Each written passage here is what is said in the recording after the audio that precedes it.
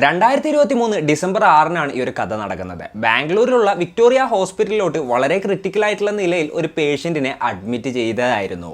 ഏകദേശം ഉച്ചക്കൊരു മണിക്ക് റാണി എന്ന് പറയുന്ന ഏകദേശം 24 വയസ്സോളം പ്രായമുള്ള ഒരു സ്ത്രീയാണ് വളരെ ക്രിട്ടിക്കൽ ആയിട്ടുള്ള നിലയിൽ പൊള്ളലേറ്റ ഒരാളെ അങ്ങോട്ട് കൊണ്ടുവന്നത്. ഡോക്ടേഴ്സ് ഉടനെ തന്നെ ആ ഒരു പേഷ്യന്റിനെ ICUയിലോട്ട് മാറ്റുകയും ചെയ്തു. അപ്പോൾ എന്താണ് സംഭവിച്ചതെന്ന് റാണിയുടെ അടുത്ത് ഡോക്ടേഴ്സ് ചോദിക്കുകയാണ്. അപ്പോൾ ഡോക്ടേഴ്സിൻ്റെ അടുത്ത് ഈ സ്ത്രീ പറഞ്ഞ മറുപടി എന്താണെന്ന് വെച്ച് കഴിഞ്ഞിട്ടുണ്ടെങ്കിൽ, ഇതുപോലെ തന്നെ കിച്ചണിൽ കുക്ക് ചെയ്യായിരുന്നു, അതിനുശേഷം ഗ്യാസ് ഓഫ് ചെയ്യാനായിട്ട് മറന്നിട്ടുണ്ടായിരുന്നു. പിന്നെ ഇയാൾ അങ്ങോട്ട് ചെന്നിങ്ങായിട്ട് എന്തോ തീ കൊളുത്തിയതാണ്, അതായത് എന്തോ ഓണാക്കാനായിട്ട് നോക്കിയതാണ്. ആ ഒരു സമയത്ത് എന്തോ ഒരു പൊട്ടിത്തെറി ഉണ്ടായി, കിച്ചൺ മുഴുവൻ തീ പിടിച്ചു. അപ്പോൾ അതിൻ്റെ ഇടയിൽ ആളും ഉണ്ടായിരുന്നു. അങ്ങനെയാണ് ആൾക്ക് പൊള്ളലേറ്റത്. അത്തരത്തിലുള്ളൊരു സ്റ്റോറി ഈ ഒരു റാണി പറയുകയാണ്. ഡോക്ടേഴ്സ് ഈ ഒരു വിവരം തൊട്ടടുത്തുള്ള പോലീസ് സ്റ്റേഷനിൽ അറിയിക്കുകയും ചെയ്തു. ഇത്തരത്തിലുള്ള കേസുകളൊക്കെ വരുമ്പോൾ, അതായത് ഇത്തരത്തിലുള്ള പൊള്ളലേറ്റ കേസ്, ആത്മഹത്യാശ്രമം, ആക്സിഡൻറ്റ് കേസുകളൊക്കെ വന്നു കഴിഞ്ഞിട്ടുണ്ടെന്നുണ്ടെങ്കിൽ ഈ ഹോസ്പിറ്റൽ അധികൃതർ ഉടനെ തന്നെ പോലീസിനെ വിവരം അറിയിക്കും. അത് റിയൽ ആയിട്ടുള്ളൊരു ആക്സിഡൻ്റ് ആണോ, അല്ലാന്നുണ്ടെങ്കിൽ അതിൻ്റെ പിന്നിൽ വേറെ എന്തെങ്കിലും ഉണ്ടോ, അല്ലാന്നുണ്ടെങ്കിൽ ഇതൊരു മർഡർ അറ്റംപ്റ്റ് ആയിരുന്നോ തുടങ്ങിയിട്ടുള്ള കാര്യങ്ങളെല്ലാം തന്നെ ഡിസൈഡ് ചെയ്യുന്നത് പിന്നീട് പോലീസുകാരാണ്. അപ്പോൾ അത്തരത്തിലുള്ളൊരു കേസ് തന്നെയാണ് ഇതും. അപ്പോൾ പോലീസുകാർ ഈ ഒരു കേസ് എങ്ങനെയാണ് അന്വേഷിച്ചത്, അതുപോലെ തന്നെ യഥാർത്ഥത്തിൽ എന്താണ് സംഭവിച്ചത്, അങ്ങനെയുള്ള കാര്യങ്ങളൊക്കെയാണ് ഇന്നത്തെ വീഡിയോയിലൂടെ നമ്മൾ ഡിസ്കസ് ചെയ്യാൻ പോകുന്നത്. Hello guys, welcome back to the channel. Rejin this side. വിവരമറിഞ്ഞ് പോലീസ് സ്റ്റേഷനിൽ നിന്ന് വളരെ പെട്ടെന്ന് തന്നെ ഒരു കോൺസ്റ്റബിൾ അങ്ങോട്ട് എത്തുകയാണ്. എന്നിട്ട് അദ്ദേഹം എൻക്വയറി സ്റ്റാർട്ട് ചെയ്യുകയും ചെയ്തു. ആൾ അന്വേഷിച്ചപ്പോഴാണ് ഒരു കാര്യം മനസ്സിലായത്. ഇവിടെ അഡ്മിറ്റ് ആയിട്ട് കിടക്കുന്ന ആ വ്യക്തി ഉണ്ടല്ലോ, ആളും ഒരു പോലീസുകാരനായിരുന്നു. വേറൊരു സ്റ്റേഷനിലായിരുന്നു ആൾ വർക്ക് ചെയ്യുന്നുണ്ടായിരുന്നത്. 30 വയസ്സ് പ്രായമുള്ള സഞ്ജയ് എന്ന് പറയുന്ന ഒരു കോൺസ്റ്റബിൾ ആയിരുന്നു അത്. ആളെക്കുറിച്ച് പറയാന്നുണ്ടെങ്കിൽ ആൾ കല്യാണമൊന്നും കഴിച്ചിട്ടുണ്ടായിരുന്നില്ല. പിന്നെ ആളുടെ കൂടെ ഒരു സ്ത്രീ ഉണ്ടായിരുന്നല്ലോ, റാണി. അപ്പോൾ റാണിയും ആളും തമ്മിൽ ഫ്രണ്ട്സ് ആയിരുന്നു. എന്നാൽ ആ ഹോസ്പിറ്റലിൽ ഉണ്ടായിരുന്ന ഡോക്ടേഴ്സും അതുപോലെ തന്നെ ബാക്കിയുള്ള എല്ലാവരും വിചാരിച്ചിരുന്നത് റാണി ആളുടെ വൈഫാണെന്നുള്ളൊരു തരത്തിലാണ്. ഇനി എങ്ങനെ റാണി ഒപ്പിച്ച പണിയാണോ ഇത് എന്നുള്ളൊരു സംശയം പോലീസിന് ഉണ്ടായിരുന്നു. എന്നാലും സഞ്ജയ് സംസാരിക്കാറാവുന്നത് വരെ അവർ വെയിറ്റ് ചെയ്തു. 2 ദിവസം കഴിഞ്ഞപ്പോൾ സഞ്ജയ് ഏകദേശം സംസാരിക്കാറാവുകയാണ്. അപ്പോൾ അതിനുശേഷം പോലീസുകാർ ആളുടെ അടുത്ത് പോയിട്ട് കാര്യങ്ങളൊക്കെ ചോദിച്ചറിഞ്ഞു. ഈ ഒരു റാണി പറഞ്ഞ സെയിം സ്റ്റോറി തന്നെയായിരുന്നു ആൾ പറഞ്ഞത്. അതായത് നമ്മളുടെ ഗ്യാസ് കിച്ചണിൽ ലീക്ക് ഉണ്ടായിരുന്നു, അത് ഞാൻ അറിഞ്ഞില്ല, എന്തോ ഓപ്പൺ ആക്കി വെച്ചിരിക്കുകയായിരുന്നു. അതിനുശേഷം ഞാൻ കുക്ക് ചെയ്യാൻ വേണ്ടി അങ്ങോട്ട് പോയിട്ട് ഇതേപോലെ തന്നെ തീ ഓണാക്കിയതാണ്, അതായത് തീപ്പെട്ടി കൊളുത്തിയതാണ്. ആ ഒരു സമയത്ത് പെട്ടെന്നുകൊണ്ട് തന്നെ തീ പിടിക്കുകയായിരുന്നു. അപ്പോൾ അതിൻ്റെ ഉള്ളിൽ പെട്ടിട്ടാണ് എനിക്ക് പൊള്ളലേറ്റത് തുടങ്ങിയിട്ടുള്ള സ്റ്റോറി, അതായത് റാണി പറഞ്ഞ സെയിം സ്റ്റോറി ഇയാളും പോലീസിൻ്റെ അടുത്ത് പറയുകയാണ്. അപ്പോൾ പോലീസുകാർ വിചാരിച്ചു, ഓക്കെ, ഇതൊരു ആക്സിഡൻറ്റ് കേസാണ്, സാധാരണ നമുക്കിതിൽ കൂടുതലൊന്നും ചെയ്യാനൊന്നുമില്ല, രണ്ടുപേരും പറഞ്ഞ സെയിം ആയിട്ടുള്ള കാര്യമാണ്. അതുകൊണ്ട് ആ ഒരു കേസ് അവിടെ വെച്ച് കഴിഞ്ഞിട്ട് പോലീസുകാർ അവസാനിപ്പിക്കുകയാണ് ഉണ്ടായത്. സഞ്ജയുടെ ട്രീറ്റ്മെൻറ്റ് തുടർന്നുകൊണ്ടിരുന്നു. എന്നാലും വലിയ ഇമ്പ്രൂവ്മെൻറ്റ് ഉണ്ടായിരുന്നില്ല. 5 ദിവസം കഴിഞ്ഞു, 10 ദിവസം കഴിഞ്ഞു, 12 ദിവസം കഴിഞ്ഞു, യാതൊരു തരത്തിലുള്ള ഇമ്പ്രൂവ്മെൻ്റ് ഒന്നും ഉണ്ടായിരുന്നില്ല. അപ്പോൾ ഇങ്ങനെയുള്ള ഒരു അവസ്ഥയിൽ സഞ്ജയ് ഒരു കാര്യം ചെയ്യുകയാണ്. അതായത് സഞ്ജയ്ക്ക് മനസ്സിലായി, ഇനി തനിക്ക് അധികം നാളില്ല, എന്തായാലും ഇത്രയും നാളായിട്ട് യാതൊരു ഇമ്പ്രൂവ്മെൻറ്റും ഇല്ല, തനിക്ക് ഇവിടെ നിന്ന് എഴുന്നേക്കാൻ പറ്റുന്നില്ല. ഇനി ICUയിൽ നിന്ന് പുറത്തിറങ്ങി പുതിയ ഒരു അല്ലാന്നുണ്ടെങ്കിൽ പഴയ ഒരു ജീവിതത്തിലോട്ട് തിരിച്ചു പോകണം എന്നുള്ളത് നടക്കാത്തൊരു കാര്യമാണ് എന്നുള്ളൊരു കാര്യം ആൾക്ക് മനസ്സിലാവുകയാണ്. കാരണം ആൾ ഡിസംബർ 6-ാം തീയതി അവിടെ അഡ്മിറ്റ് ചെയ്തിട്ടുണ്ടായിരുന്നു. ഇപ്പോൾ ഡിസംബർ 19 ഇപ്പോഴും ആളുടെ അവസ്ഥ ക്രിട്ടിക്കലായിട്ട് തന്നെ തുടരുകയായിരുന്നു. ആ 19-ാം തീയതി ഈ സഞ്ജയ് നേഴ്സിൻ്റെ അടുത്ത് ഒരു കാര്യം ആവശ്യപ്പെടുകയായിരുന്നു. ആൾക്ക് വീണ്ടും പോലീസിനോട് സംസാരിക്കണം എന്നായിരുന്നു ആൾ പറഞ്ഞത്. നേഴ്സ് ഉടനെ തന്നെ ബാക്കിയുള്ള ആളുകളെ വിവരം അറിയിച്ചു. പോലീസുകാർ അതുപോലെ തന്നെ സ്ഥലത്തെത്തുകയും ചെയ്തു. അപ്പോൾ പോലീസുകാർ ഈ സഞ്ജയുടെ അടുത്ത് ചോദിച്ചു, അന്ന് എന്തെങ്കിലും ഇമ്പോർട്ടൻ്റ് ആയിട്ടുള്ള എന്തെങ്കിലും കാര്യങ്ങൾ പറയാൻ വിട്ടുപോയോ, എന്താണ് ഇഷ്യൂ, എന്താണെന്നുള്ളതെന്നുണ്ടെങ്കിൽ തുറന്നു പറയാനായിട്ട് പറയുകയാണ്. അപ്പോൾ സഞ്ജയ് പറഞ്ഞൊരു കാര്യം എന്താണെന്ന് വെച്ച് കഴിഞ്ഞിട്ടുണ്ടെങ്കിൽ, ഞാൻ മുന്നേ പറഞ്ഞതൊക്കെ നുണയായിരുന്നു, സത്യത്തിൽ അതേപോലെ കിച്ചണിൽ നിന്നുള്ളൊരു ആക്സിഡൻറ്റിലല്ല എനിക്ക് പൊള്ളലേറ്റത്, ഇതൊരു വധശ്രമമാണ് എന്നുള്ളൊരു കാര്യം ആൾ പറയുകയാണ്. അപ്പോൾ ആര് എന്തിന് ഇത്തരത്തിലുള്ള കാര്യങ്ങളൊക്കെ ചെയ്തു എന്നുള്ളത് പോലീസുകാർ ചോദിച്ചപ്പോൾ ആ റാണി എന്ന് പറയുന്ന സ്ത്രീയാണ് തന്നെ പെട്രോൾ ഒഴിച്ച് തീ കൊളുത്തിയത് എന്നുള്ളൊരു കാര്യം ഇതുപോലെ തന്നെ അയാൾ പോലീസിൻ്റെ അടുത്ത് പറയുകയാണ്. എന്നിട്ട് റാണിയെക്കുറിച്ചിട്ടുള്ള ഡീറ്റെയിൽസും കാര്യങ്ങളൊക്കെ കൊടുത്തു, അവരുടെ അഡ്രസ്സും കാര്യങ്ങളൊക്കെ കൊടുത്തു. പിന്നെ റാണിയുടെ കാര്യം പറയാന്നുണ്ടെങ്കിൽ, ഹോസ്പിറ്റലിൽ ആദ്യത്തെ ഒരു 2 ദിവസം അവരുണ്ടായിരുന്നുള്ളൂ. പിന്നീട് അവർ ഹോസ്പിറ്റലിലോട്ടും കാര്യങ്ങളിലോട്ടൊന്നും വന്നിട്ടുണ്ടായിരുന്നില്ല. അങ്ങനെ പോലീസുകാർ റാണിനെ കസ്റ്റഡിയിലെടുത്തു. എന്നിട്ട് ക്വസ്റ്റ്യൻ ചെയ്തപ്പോഴാണ് ഒരുപാടധികം കാര്യങ്ങൾ പുറത്തോട്ട് വരുന്നത്. 2020 റാണി ഇതുപോലെ തന്നെ ഒരു ജോലിക്ക് കയറുകയായിരുന്നു. ആ സമയത്ത് 21 വയസ്സായിരുന്നു റാണിക്ക് പ്രായം. ബാംഗ്ലൂരിലുള്ള ബസവനഗുഡി പോലീസ് സ്റ്റേഷനിൽ ഹോം ഗാർഡായിട്ടായിരുന്നു അവർ ജോലിക്ക് കയറിയത്. അപ്പോൾ അതേ സ്റ്റേഷനിൽ തന്നെ കോൺസ്റ്റബിൾ ആയിട്ടായിരുന്നു ആ സമയത്ത് ഈ ഒരു സഞ്ജയ് വർക്ക് ചെയ്യുന്നുണ്ടായിരുന്നത്. അവിടെ വെച്ചിട്ടാണ് അവർ തമ്മിൽ പരിചയപ്പെടുന്നത്. സഞ്ജയ്ക്ക് സ്റ്റാർട്ടിങ് തുടങ്ങിയിട്ട് ഈ ഒരു സ്ത്രീയോട് ഒരു ഇൻട്രസ്റ്റ് ഉണ്ടായിരുന്നു. അതുകൊണ്ട് തന്നെ നല്ല രീതിയിൽ സംസാരിക്കാനും അതുപോലെ തന്നെ കാരണങ്ങൾ ഉണ്ടാക്കിയൊക്കെ സംസാരിക്കാനായിട്ട് തുടങ്ങുകയാണ്. അപ്പോൾ ആ ഒരു സംസാരത്തിൻ്റെ ഇടയിൽ നിന്ന് ഈ റാണിയുടെ കല്യാണം കഴിഞ്ഞതായിട്ട് ആൾക്ക് മനസ്സിലാവുകയാണ്. അതായത് ഏകദേശം ഒരു 3 മാസം മുൻപായിരുന്നു റാണിയുടെ വിവാഹം കഴിഞ്ഞിട്ടുണ്ടായത്. അതിനുശേഷമാണ് അവർ ഈ ഒരു ഹോം ഗാർഡിൻ്റെ ജോലിയായിട്ട് അവർ പോലീസ് സ്റ്റേഷനിലോട്ട് വന്നത്.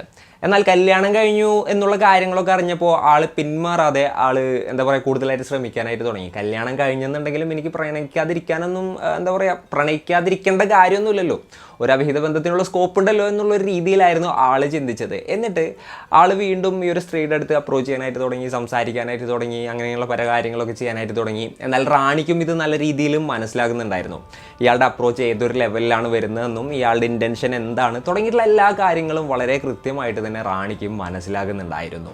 അങ്ങനെ റാണിക്കും ഈ ഒരു സഞ്ജയുടെ മേൽ ചെറിയൊരു ഇൻട്രസ്റ്റ് വരികയാണ്. അങ്ങനെ ഇവർ രണ്ടുപേരും പ്രണയത്തിലാവുകയും ചെയ്തു. പിന്നീട് ഈ ഒരു റാണിയുടെ കാര്യം പറയാന്നുണ്ടെങ്കിൽ വീട്ടിൽ പോയിട്ടുണ്ടെങ്കിൽ ഹസ്ബൻഡ് വീടിൻ്റെ പുറത്ത് വന്നു കഴിഞ്ഞിട്ടുണ്ടെങ്കിൽ ഈ ഒരു സഞ്ജയ് എന്നുള്ളൊരു തരത്തിലായിരുന്നു. അവർ പാർക്കിൽ പോവുക, സിനിമക്ക് പോവുക, ഹോട്ടലിൽ മുറിയെടുക്കുക, ലോഡ്ജിൽ മുറിയെടുക്കുക തുടങ്ങിയിട്ടുള്ള പല കാര്യങ്ങൾ ഇങ്ങനെ ചെയ്തു പോന്നു. അതുപോലെ തന്നെ ഈ ഒരു ബന്ധത്തിൻ്റെ കാര്യം വേറെ ആരും അറിഞ്ഞില്ല. അതിൻ്റെ ഇടയിൽ ഒരു 2-3 വർഷമൊക്കെ കഴിഞ്ഞു പോയി. റാണിക്കാണെന്നുണ്ടെങ്കിൽ 2 കുട്ടികളും ഉണ്ടായി. എന്നിട്ടും ഈ ഒരു ബന്ധത്തിനെ കുറിച്ച് ആരും അറിഞ്ഞുമില്ല. വളരെ നീറ്റ് ആൻഡ് ക്ലീൻ ആയിട്ട് ഈ ഒരു ബന്ധം ഇവരങ്ങനെ കൊണ്ടുപോവുകയും ചെയ്തു. അതിൻ്റെ ഇടയിൽ കുട്ടികളും മറ്റുമൊക്കെ ഉണ്ടായി. പിന്നെ ഹസ്ബൻഡിൻ്റെ കാര്യം നോക്കണം, അതുകൊണ്ട് തന്നെ ഇവർ ഈ ജോലിയും കാര്യങ്ങളൊക്കെ വിടുകയാണ്. പിന്നീട് ഇയാളെ കാണാനായിട്ട് കുറച്ച് ബുദ്ധിമുട്ടായിരുന്നെന്നുണ്ടെങ്കിലും അവർ പിന്നീടും ഇതുപോലെ തന്നെ സഞ്ജയിനെ കാണാനായിട്ട് സമയം കണ്ടെത്തി വീട്ടിൻ്റെ ഉള്ളിൽ നിന്ന് പുറത്തു വന്ന് ഇവർ രണ്ടുപേരും കാണുന്നതൊക്കെ പതിവായിരുന്നു. പിന്നീട് സഞ്ജയുടെ കാര്യം നോക്കുകയാണെന്നുണ്ടെങ്കിൽ ആൾക്ക് ഡ്യൂട്ടീസും കാര്യങ്ങളും കൂടി വന്നു. അതായത് സ്റ്റേഷനിൽ വേറെ കേസുകളുടെ എന്താ പറയുക റെസ്പോൺസിബിലിറ്റീസ്, അതുപോലെ തന്നെ എന്താ പറയുക CMൻ്റെ ഡ്യൂട്ടീസും കാര്യങ്ങളും അങ്ങനത്തെ കുറേ ഡ്യൂട്ടീസൊക്കെ അധികമായിട്ട് ഇയാൾക്ക് കയറി വന്നു. അപ്പോൾ ആ ഒരു ടൈമിൽ ഇയാൾക്ക് സ്ഥിരമായിട്ട് ആ ഒരു സ്ത്രീയെ കാണാൻ പറ്റാതായിട്ട് വരികയാണ്. അപ്പോൾ ആ ഒരു സമയത്തൊക്കെ ഇവർ ഫോൺ ത്രൂ ആയിരുന്നു ഇവരുടെ ഒരു ബന്ധം നിലനിർത്തിയിരുന്നത്. പിന്നീട് റിലേഷൻഷിപ്പിൻ്റെ കാര്യം പറയുകയാണെന്നുണ്ടെങ്കിൽ റാണി ഇടക്കിടക്ക് പൈസയുടെ ആവശ്യവും കാര്യങ്ങളൊക്കെ പറയുമ്പോൾ സഞ്ജയ് കൊടുക്കാറുണ്ടായിരുന്നു. ഈ സഞ്ജയ്ക്ക് ഏകദേശം 30 വയസ്സായി എന്നുണ്ടെങ്കിലും ആൾ കല്യാണത്തിനെ കുറിച്ചൊന്നും ചിന്തിച്ചിട്ടേ ഉണ്ടായിരുന്നില്ല. അങ്ങനെ പോകുന്നതിൻ്റെ ഇടയ്ക്ക് ഏകദേശം 1-2 മാസങ്ങൾക്ക് മുൻപ്, അതായത് ഈ ഒരു ഇൻസിഡൻറ്റ് നടക്കുന്നതിനും ഒരു 1-2 മാസങ്ങൾക്ക് മുൻപ് തുടങ്ങിയിട്ടുള്ള കാര്യങ്ങൾ നോക്കുകയാണെന്നുണ്ടെങ്കിൽ റാണിയുടെ അടുത്ത് നിന്ന് പ്രത്യേകിച്ച് കോളുകളോ കാര്യങ്ങളൊന്നും വരുന്നില്ല. ഇവിടെ നിന്ന് അങ്ങോട്ട് കോള് ചെയ്യാന്നുണ്ടെങ്കിൽ പെട്ടെന്നുകൊണ്ട് എടുക്കുന്നില്ല. അതുപോലെ തന്നെ ടെക്സ്റ്റും കാര്യങ്ങളൊക്കെ കുറവാണ്. ചുരുക്കം പറഞ്ഞു കഴിഞ്ഞിട്ടുണ്ടെങ്കിൽ റാണി തന്നെ അവോയ്ഡ് ചെയ്യുന്നതായിട്ട് സഞ്ജയ്ക്ക് തോന്നുകയാണ്. അപ്പോൾ ആൾക്ക് കൂടുതലായിട്ട് ദേഷ്യം വന്നു, തന്നെ ഒഴിവാക്കുന്നതാണെന്നുള്ള കാര്യം മനസ്സിലായി. അപ്പോൾ ഇവർ തമ്മിൽ വീണ്ടും പ്രശ്നങ്ങളൊക്കെ ഉണ്ടാവുകയാണ്. അപ്പോൾ ഈ റാണി പറഞ്ഞെന്താണെന്ന് വെച്ച് കഴിഞ്ഞിട്ടുണ്ടെങ്കിൽ പണ്ടത്തെ പോലെയല്ല, എനിക്ക് ഹസ്ബൻഡിൻ്റെ കാര്യങ്ങൾ നോക്കണം, അതുപോലെ തന്നെ കുഞ്ഞുങ്ങളുടെ കാര്യം നോക്കണം. അപ്പോൾ ഇത്തരത്തിലുള്ള കാര്യങ്ങളൊക്കെ ഉള്ളതുകൊണ്ട് തന്നെ എനിക്ക് വീട്ടിൽ നിന്ന് പുറത്തിറങ്ങാൻ പോയിട്ട് ഫോൺ നോക്കാനുള്ള നേരം പോലും കിട്ടാറില്ല. എനിക്ക് എന്തെങ്കിലും ഒരു ജോബോ കാര്യങ്ങളൊക്കെ ഉണ്ടായിരുന്നുണ്ടെങ്കിൽ അതിൻ്റെ പേരും പറഞ്ഞ് പുറത്തിറങ്ങിയായിരുന്നു. അങ്ങനെ പുറത്തിറങ്ങിയിട്ടുണ്ടെങ്കിൽ നമുക്ക് തമ്മിൽ കാണാമായിരുന്നു. അങ്ങനെയുള്ള കാര്യങ്ങളൊക്കെ റാണി പറയുകയാണ്. അതായത് റാണിയുടെ എന്താ പറയുക ആ ഒരു ഏരിയ ക്ലിയർ ആക്കുകയാണ് ഉണ്ടായത്. അപ്പോൾ സഞ്ജയ് എന്താ ചെയ്തതെന്ന് വെച്ച് കഴിഞ്ഞിട്ടുണ്ടെങ്കിൽ ആളുടെ കോൺടാക്ട്സും മറ്റൊക്കെ യൂസ് ചെയ്തുകൊണ്ട് റാണിക്ക് പറ്റിയ ഒരു ജോലി അന്വേഷിച്ചു. അങ്ങനെ ജോലി അന്വേഷിച്ച് ഒരു സെക്യൂരിറ്റി ജോബ് റാണിക്കായിട്ട് ആൾ തരപ്പെടുത്തുകയും ചെയ്തു. അങ്ങനെ വീണ്ടും റാണി ജോലിക്ക് വന്നു തുടങ്ങി. അതിനോടൊപ്പം തന്നെ ഇയാളെ സ്ഥിരമായിട്ട് കാണാനും തുടങ്ങുകയാണ്. അങ്ങനെ ഇരിക്കുമ്പോഴാണ് ഡിസംബർ 6 സഞ്ജയ്ക്ക് ഒരു കോൾ വരുന്നത്. റാണിയായിരുന്നു വിളിച്ചത്. തൻ്റെ ഹസ്ബൻഡ് ശബരിമലയ്ക്ക് പോയിരിക്കുകയാണെന്നും ഒരു 5-6 ദിവസം കഴിയാതെ വരില്ല എന്നും മക്കളെ അമ്മയുടെ വീട്ടിലാക്കിയെന്നും വീട്ടിൽ താൻ ഒറ്റക്കുള്ളൂ, ഇങ്ങോട്ട് പോയോ, നമുക്ക് കുറച്ച് ദിവസം എൻജോയ് ചെയ്യാമെന്ന് പറഞ്ഞുകൊണ്ടായിരുന്നു ഈ റാണി ഇയാളെ വിളിച്ചത്. അപ്പോൾ ഇയാൾ നല്ല ഹാപ്പിയായി നേരെ ആ ഒരു റാണിയുടെ വീട്ടിലോട്ട് പോവുകയും ചെയ്തു. ആ ഒരു സമയത്ത് റാണി കുറച്ച് പൈസയൊക്കെ ചോദിച്ചിട്ടുണ്ടായിരുന്നു കേട്ടോ. ഇയാൾ സ്ഥിരമായിട്ട് ആ ഒരു സ്ത്രീ ചോദിക്കുമ്പോൾ ആ സ്ത്രീയുടെ ആവശ്യത്തിനുള്ള പൈസയും കാര്യങ്ങളൊക്കെ കൊടുക്കാറുണ്ടായിരുന്നു.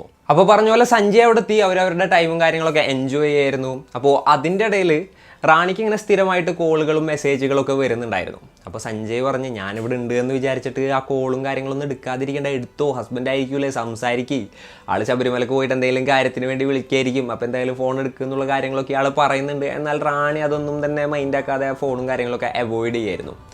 എന്നാൽ ഇങ്ങനെ കുറച്ച് നേരം കഴിഞ്ഞപ്പോൾ ഈ സഞ്ജയ്ക്കും എന്തോ ഒരു സംശയം തോന്നുകയാണ്. അങ്ങനെ സംശയം തോന്നിയപ്പോൾ ആൾ റാണിയുടെ ഫോൺ എടുത്ത് നോക്കുകയും ചെയ്തു. ഫോൺ എടുത്ത് നോക്കിയപ്പോഴാണ് ആൾക്ക് മനസ്സിലായത് ആ മെസ്സേജ് അയച്ചിരുന്നതും കോൾ ചെയ്തിരുന്നതും ഈ റാണിയുടെ ഹസ്ബൻഡൊന്നും ആയിരുന്നില്ല, അത് വേറെ ഇതുപോലെ പയ്യന്മാരായിരുന്നു. കൂടുതലായിട്ട് പരിശോധിച്ചപ്പോഴാണ് റാണി തന്നെ കൂടാതെ ഒരു 3 പേരെയും കൂടെ, അതായത് പാരലലായിട്ട് മെയിൻറ്റെയിൻ ചെയ്യുന്നുണ്ട് എന്നുള്ള കാര്യം മനസ്സിലായത്. അതായത് താനടക്കം 4 പേരെ ഈ റാണി വളരെ പക്കയായിട്ട് പാരലലായിട്ട് മെയിൻറ്റെയിൻ ചെയ്യുന്നുണ്ട് എന്നുള്ളൊരു കാര്യം ആ ഒരു സമയത്ത് അയാൾക്ക് മനസ്സിലാവുകയാണ്. അപ്പോൾ അവരുടെ ചാറ്റും കാര്യങ്ങളൊക്കെ ഇയാളെടുത്ത് നോക്കിയപ്പോൾ വളരെ പേഴ്സണലായിട്ടുള്ള, വളരെ ഇൻറ്റിമേറ്റ് ആയിട്ടുള്ള ചാറ്റുകളൊക്കെ കണ്ടെത്താനായിട്ട് സാധിച്ചു. അതുപോലെ തന്നെ ഫോട്ടോസും വീഡിയോസും ഒക്കെ പരസ്പരം ഷെയർ ചെയ്തിരിക്കുന്നത് വരെ അയാൾക്ക് കണ്ടെത്താനായിട്ട് സാധിച്ചു. അപ്പോഴാണ് സഞ്ജയ്ക്ക് ഒരു കാര്യം മനസ്സിലായത്. ഇവൾക്ക് തന്നോട് വലിയ പ്രേമോ കാര്യങ്ങളോ ഒന്നും ഉണ്ടായിട്ടില്ല, പൈസക്ക് വേണ്ടിയിട്ടാണ് തൻ്റെ അടുത്തോട്ട് വന്നത്. അതുപോലെ തന്നെ ബാക്കിയുള്ളവരുടെ അടുത്തൊന്നും പൈസയും കാര്യങ്ങളും വാങ്ങിക്കുന്നൊക്കെ ഉണ്ടാവും എന്നുള്ള കാര്യം ആൾക്ക് മനസ്സിലാവുകയാണ്.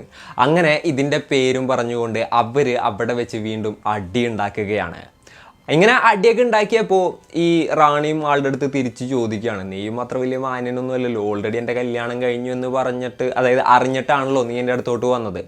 അപ്പോൾ അതുപോലെ തന്നെ നിന്നേറ്റ് പോലുള്ള റിലേഷനായിട്ട് നീ ഇതും കണ്ടാൽ മതി, നീ ഇത്ര വലിയ വിഷയവും കാര്യങ്ങളൊന്നും ഉണ്ടാക്കേണ്ട കാര്യമൊന്നുമില്ല എന്ന് പറയുകയാണ്. അപ്പോൾ ഇങ്ങനെയുള്ള കാര്യങ്ങളും കൂടെ കേട്ട് കഴിഞ്ഞപ്പോൾ ഇയാൾക്ക് കൂടുതൽ ദേഷ്യം വരികയാണ്. അതായത് ഇയാൾ കല്യാണം പോലും കഴിക്കാതെ ഈ ഒരു സ്ത്രീയെ മാത്രം വിചാരിച്ചുകൊണ്ട് നടന്നിരുന്നത് എന്താണെന്ന് വെച്ച് കഴിഞ്ഞിട്ടുണ്ടെങ്കിൽ ഒരു സമയത്ത് ഈ സ്ത്രീ അവരുടെ ഹസ്ബൻഡിനെ ഡിവോഴ്സ് ചെയ്ത് തൻ്റെ കൂടെ വരും എന്നൊക്കെയുള്ളൊരു പ്രതീക്ഷയൊക്കെ ഇയാളുടെ ഉള്ളിൻ്റെ ഉള്ളിൽ ഉണ്ടായിരുന്നതായിട്ടൊക്കെ പറയുന്നുണ്ട്. അപ്പോൾ അങ്ങനെ ആളെ സ്നേഹിച്ചിരുന്ന ആ ഒരു സമയത്ത് ഇവരിങ്ങനത്തെ കുറേ റിലേഷൻസൊക്കെ പാരലായിട്ട് വെച്ചുകൊണ്ടിരിക്കുകയാണെന്നുള്ളൊരു കാര്യം അറിഞ്ഞപ്പോൾ, കാര്യം എന്തൊക്കെയാണെന്നുണ്ടെങ്കിലും ഇത് തെറ്റായിട്ടുള്ള റിലേഷൻ ആണെന്നുണ്ടെങ്കിൽ അതിൻ്റെ ഉള്ളിലുള്ള ഒരു ഇതൊക്കെ കൊണ്ട് ആൾക്കാകപ്പാടൊക്കെ പ്രാന്ത് പിടിച്ചൊരു സിറ്റുവേഷനിലോട്ട് പോവുകയാണ്. അതിൻ്റെ പേരിൽ വീണ്ടും വല്ലാത്ത രീതിയിലുള്ള അടിയും കാര്യങ്ങളൊക്കെ ഉണ്ടാവുകയാണ്. അപ്പോൾ ഇവർ തമ്മിലുള്ള അടി മൂർച്ഛിച്ചപ്പോൾ ഈ സ്ത്രീ, അതായത് റാണി എന്താ പറഞ്ഞതെന്ന് വെച്ച് കഴിഞ്ഞിട്ടുണ്ടെങ്കിൽ, അധികം നീ സംസാരിക്കാൻ നിൽക്കണ്ട, അധികം സംസാരിച്ച് കഴിഞ്ഞിട്ടുണ്ടെങ്കിൽ പെട്രോൾ വെച്ച് ഞാൻ കത്തിച്ച് കളയും, മര്യാദക്ക് വീട്ടിൽ നിന്ന് ഇറങ്ങി പോകാനായിട്ട് പറയുകയാണ്. അപ്പോൾ ഇതുകൂടെ കേട്ടപ്പോൾ ആൾക്ക് കൂടുതലായിട്ട് ദേഷ്യം വരികയും അതുപോലെ തന്നെ ആൾ ബൈക്കെടുത്ത് നേരെ പോയിട്ട് തൊട്ടടുത്തുള്ള പെട്രോൾ പമ്പിൽ നിന്ന് ഒരു കുപ്പി പെട്രോൾ വാങ്ങി വരികയും ചെയ്തു. പെട്രോൾ വാങ്ങി വന്ന് ആ ഒരു കുപ്പി റാണിയുടെ കയ്യിൽ കൊടുത്തിട്ട്, നിനക്ക് എന്നെ കൊല്ലണോ, നിനക്ക് എൻ്റെ തലയിൽ പെട്രോൾ ഒഴിച്ചെങ്കിൽ എന്നെ കത്തിക്കണോ, അങ്ങനെ എന്നിട്ട് കത്തിക്ക്, അങ്ങനെ പറയുകയാണ്. അങ്ങനെ ഇവർ തമ്മിൽ എന്തൊക്കെയോ സംസാരവും കാര്യങ്ങളൊക്കെ ഉണ്ടായി. ലാസ്റ്റ് എന്താ സംഭവിച്ചതെന്ന് വെച്ച് കഴിഞ്ഞിട്ടുണ്ടെങ്കിൽ ആ പെട്രോൾ ഇയാളുടെ മേത്ത് റാണി ഒഴിക്കുകയും ചെയ്തു, അതുപോലെ തന്നെ കത്തിക്കുകയും ചെയ്തു. ആ ഒരു തീ പിടിച്ച് കഴിഞ്ഞപ്പോഴാണ് റാണിക്കും ആൾക്കൊക്കെ കൂടെ ബോധം വരുന്നത്, എന്തൊക്കെയാണ് ചെയ്തത് എന്നുള്ളത് അപ്പോഴാണ് അവർക്ക് മനസ്സിലായത്. ഉടനെ തന്നെ ബക്കറ്റിൽ വെള്ളമൊക്കെ എടുത്ത് കയറ്റി തീ അണക്കാനൊക്കെ ആയിട്ട് ശ്രമിച്ചു. അതിനുശേഷം ഇയാൾ നേരെ ഹോസ്പിറ്റലിലോട്ട് കൊണ്ടുപോവുകയാണ്. അപ്പോൾ ആ ഒരു ടൈമിൽ ഈ സഞ്ജയ് തന്നെയാണ് റാണിയുടെ അടുത്ത് പറഞ്ഞത്, ഞാൻ അടുക്കളയിൽ ഇതേപോലെ തന്നെ പോയപ്പോൾ ഗ്യാസ് നേരത്തെ ലീക്ക് ഉണ്ടായിരുന്നു, അല്ലാന്നുണ്ടെങ്കിൽ തുറന്നു വെച്ചേക്കായിരുന്നോ, ലീക്ക് ഉണ്ടായിരുന്നോ, അതിന് ശേഷം ഇതുപോലെ തന്നെ അപ്രതീക്ഷിതമായിട്ട് അവിടെ തീ പൊട്ടി തെറിച്ചെങ്കിട്ടാണ് എനിക്ക് പൊള്ളലേറ്റത്, അങ്ങനെയുള്ളൊരു സ്റ്റോറി നീ ഹോസ്പിറ്റലിലും പോലീസിൻ്റെ അടുത്തും പറഞ്ഞാൽ മതി എന്നുള്ളത് ഈ ഒരു സഞ്ജയ് തന്നെയാണ് ആൾക്ക് പറഞ്ഞു കൊടുത്തിട്ടുണ്ടായിരുന്നത്. അപ്പോൾ സഞ്ജയ് തന്നെ ഇപ്പോഴും ഹെൽപ്പ് ചെയ്യാൻ ശ്രമിക്കുകയാണ് എന്നുള്ളൊരു ചിന്ത അവർക്ക് ഉണ്ടാവുകയാണ്. അങ്ങനെ അവർ ആ ഒരു സ്റ്റോറി തന്നെ പോലീസിൻ്റെ അടുത്തും അതുപോലെ തന്നെ ഹോസ്പിറ്റലിൽ പറയുകയും ചെയ്തു. അപ്പോൾ ഒരു ആദ്യഘട്ടത്തിൽ പോലീസുകാരും എല്ലാവരും അത് വിശ്വസിച്ചു. കാരണം സഞ്ജയുടെ അടുത്ത് പോയി ചോദിച്ചപ്പോഴും സെയിം സ്റ്റോറി തന്നെയായിരുന്നു ആളും പറഞ്ഞിട്ടുണ്ടായത്. എന്നാൽ സംഭവിച്ചത് എന്താണെന്ന് വെച്ച് കഴിഞ്ഞിട്ടുണ്ടെങ്കിൽ, ഇത്തരത്തിലുള്ള ഇൻസിഡൻറ്റും കാര്യങ്ങളൊക്കെ കഴിഞ്ഞിട്ട് പിന്നീട് റാണി ആകെപ്പാടെ 1-2 ദിവസം അങ്ങോട്ട് വന്നുള്ളൂ. പിന്നീട് റാണിനെ ആൾ കണ്ടില്ല. റാണി അവിടെ നിന്ന് എസ്കേപ്പ് ആയിരിക്കുമായിരുന്നു. അതായത് പിന്നീട് ഹസ്ബൻഡിൻ്റെയും കാര്യങ്ങളൊക്കെ നോക്കാനായിട്ട് അങ്ങോട്ട് പോയി ഇവരിവിടെ നിന്ന് നൈസായിട്ട് വലിഞ്ഞു. അപ്പോൾ ഇയാൾക്ക് തോന്നിയെന്താണെന്ന് വെച്ച് കഴിഞ്ഞിട്ടുണ്ടെങ്കിൽ, താൻ തൻ്റെ ജീവനും ജീവിതവും ഒക്കെ പണയം വെച്ചിട്ട് എന്തിനാണ് അവളെ രക്ഷിക്കുന്നത്, എനിക്ക് അതിൻ്റെ ആവശ്യം എന്താണ്, എന്തായാലും ഞാനിതിൻ്റെ ഉള്ളിൽ കിടന്നു കയറ്റി മരിച്ചു പോകും, അപ്പോൾ പിന്നെ അവളെന്തായാലും രക്ഷപ്പെടണ്ട എന്നുള്ളൊരു ചിന്ത ആൾക്ക് വരികയാണ്. ആ ഒരു സമയത്താണ് ഈ എന്താ പറയുക നേഴ്സിനെ വിളിക്കുന്നതും എനിക്ക് വീണ്ടും പോലീസുകാരുടെ അടുത്ത് സംസാരിക്കാനുണ്ടെന്ന് പറയുന്നതും, അതുപോലെ തന്നെ പോലീസുകാർ വന്നപ്പോൾ ഇതൊരു മർഡർ അറ്റംപ്റ്റ് ആയിരുന്നു തുടങ്ങിയിട്ടുള്ള കാര്യങ്ങളെല്ലാം തന്നെ പറയുന്നതും. പിന്നീട് പോലീസുകാർ റാണിനെ പിടിച്ച് ചോദ്യം ചെയ്തപ്പോഴാണ് ബാക്കിയുള്ള ഡീറ്റെയിൽസും കാര്യങ്ങളും എല്ലാം തന്നെ മനസ്സിലാക്കാനായിട്ട് സാധിച്ചത്. അപ്പോൾ ഡിസംബർ 19 ആയിരുന്നു ഇത്തരത്തിലുള്ള കാര്യങ്ങൾ സഞ്ജയ് പോലീസിൻ്റെ അടുത്ത് പറഞ്ഞത്. അതിന് ശേഷം 2 ദിവസം കഴിഞ്ഞപ്പോൾ, അതായത് ഡിസംബർ 21 ചികിത്സ ഫലിക്കാതെ അയാൾ മരണപ്പെടുകയും ചെയ്തു. അപ്പോൾ ഒരു മർഡർ അറ്റംപ്റ്റ് ആയിട്ടുണ്ടായിരുന്ന ആ ഒരു കേസ് ഒരു മർഡർ കേസായിട്ട് മാറുകയും ചെയ്തു. പിന്നെ പോലീസിന് എന്താ പറയുക, ആ ഒരു സ്ത്രീക്കെതിരെയുള്ള തെളിവുകളും മറ്റുമൊക്കെ കിട്ടുകയാണ്. അതുപോലെ തന്നെ അവരും ഇങ്ങനെ തന്നെയാണ്, അതായത് സഞ്ജയ് രണ്ടാമത് പറഞ്ഞതുപോലെയാണ് സംഭവിച്ചത് എന്നുള്ളൊരു കാര്യം ഏറ്റുപറയുകയും ചെയ്തു. അതായത് ചോദ്യം ചെയ്തപ്പോൾ താൻ തന്നെയാണ് ഇത്തരത്തിൽ പെട്രോൾ ഒഴിച്ച് സഞ്ജയനെ കൊളുത്തിയത് എന്നുള്ളൊരു കാര്യം ആ ഒരു സ്ത്രീ പറയുകയായിരുന്നു. അപ്പോൾ എന്തൊക്കെയാണെന്നുണ്ടെങ്കിലും ഈ ഒരു കേസ് നടന്നുകൊണ്ടിരിക്കുകയാണ്. ആ ഒരു സ്ത്രീ ആണെന്നുണ്ടെങ്കിൽ ഇപ്പോൾ ജയിലിലുമാണുള്ളത്. അപ്പോൾ ഇന്നത്തെ ഒരു വീഡിയോയിൽ ഇത്രയൊക്കെ തന്നെയാണ് പറയാനുള്ളത്. ഇത്തരത്തിലുള്ള ബന്ധങ്ങളെ കുറിച്ചിട്ടുള്ള വീഡിയോസും കാര്യങ്ങളൊക്കെ നമ്മൾ ചെയ്തിട്ടുണ്ടെങ്കിൽ ലാസ്റ്റ് എന്തെങ്കിലും ഒരു ക്രൈമിലോട്ട് എത്തി തന്നെയാണ് എല്ലാം നിന്നിട്ടുള്ളത്. അപ്പോൾ ഈ ഒരു സ്റ്റോറി കേട്ടപ്പോൾ നിങ്ങൾക്ക് എന്താണ് തോന്നിയത്, നിങ്ങളുടെ തോട്ട്സും മറ്റും എന്തൊക്കെയാണെന്നുണ്ടെങ്കിലും താഴെ കമൻറ്റുകളായിട്ട് രേഖപ്പെടുത്തുക. അപ്പോൾ ഇന്നത്തെ ഒരു വീഡിയോയിൽ ഇത്രയൊക്കെ തന്നെ പറയാനുള്ളൂ. And it's me Rejin signing off. Peace. Stay peaceful guys. Stay safe.